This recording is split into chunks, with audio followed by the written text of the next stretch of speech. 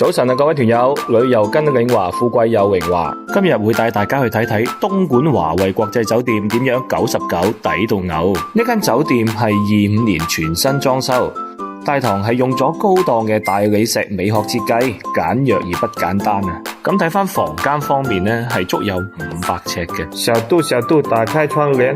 裝修方面係以溫馨時尚風為主，木地板同石板嘅激情碰撞，乾濕分離，企企理理。俾翻啲 detail 位大家睇下，有我有你，有床有被，仲有落地大玻璃。好啦，話咁快食飯時間又到啦，睇下今晚食乜餸。時令生果甜品樣樣齊。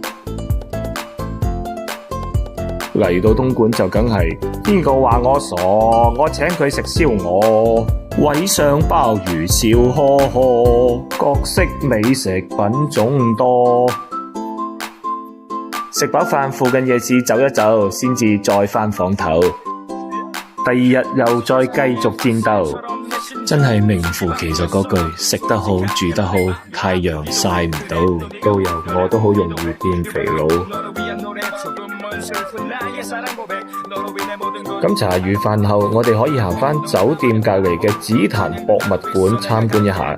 紫檀木係一種極為名貴嘅木材，有住1寸紫檀1寸金嘅講法。呢樽彌勒佛價值3個億。